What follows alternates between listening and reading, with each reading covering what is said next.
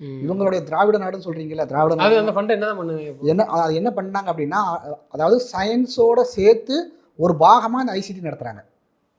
ஓ, அவங்க மாநில கல்விக்கு இதை இழுத்து கொண்டு வச்சுக்கிட்டு மாநில கல்வி சொல்கிறத விட இவங்களுக்கு என்னன்னா, அதை வந்து நீங்கள் முழுசாக, அதாவது ஐசிடிங்கிற தனி சப்ஜெக்ட் நீங்கள் தனியாக நடத்தணும்னு சொல்லி தான் ஃபண்டு வாங்குறீங்க.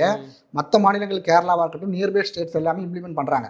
அப்போ ஒரு சப்ஜெக்ட் தனியாக படிக்கும்போது அந்த குழந்தைகளுக்கு முழு அறிவும் கிடைக்கும். ஒரு தனியாக நீங்கள் ஒரு ஸ்டாஃப் அசைன் பண்ணி நீங்கள் பண்ணும்போது. ஆனால் நீங்கள் தமிழ்நாட்டில் எப்படி பண்ணியிருக்கிறீங்க அப்படின்னா, அறிவியலில் ஒரு பகுதியாக 2 சப்ஜெக்ட் கம்பைன் பண்ணி மெர்ஜ் பண்ணி ஒரே சப்ஜெக்டாக கொடுக்குறீங்க. அப்போ அது எவ்வளோ டிஃபரன்ஸ் இருக்குது இதில்? நீங்கள் அறிவியல் ஒரு சப்ஜெக்ட் தனியாக, இதனால அவங்களுக்கு என்ன லாபம்? யாருக்கு? திமுக. நீங்கள் தனியாக ஒரு ஐசிடி சப்ஜெக்ட் போட்டீங்க அப்படின்னா வந்து அதுக்கு நீங்கள் ஸ்டாஃப் அசைன் பண்ணணும்ல. ஆனால் ஸ்டாஃப்க்கு நீங்கள் சேர்த்து செஞ்சுருக்கணும், செய்யலை. பிரச்சனையே அங்கே தான் வருது.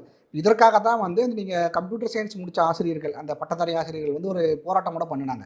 60,000 ஆசிரியர்களுக்கு மேல் வந்து இருக்கிறாங்க. அதாவது நீங்கள் தற்காலிகமாக நீங்கள் வந்து நியமிக்கலை, அவங்களோட வாழ்வாதாரத்துக்கு எடுத்தது யாரும் நீங்கள் தான். ஏன்னா நீங்கள் ஃபண்டு வாங்கிட்டீங்க. நீங்கள் என்ன சொல்லி வாங்குறீங்க? மத்திய அரசுக்கிட்ட ஐசிடி ஸ்கீமான இம்ப்ளிமெண்ட் பண்ணுறேன்னு சொல்லி நீங்கள் ஃபண்டு வாங்குறீங்க.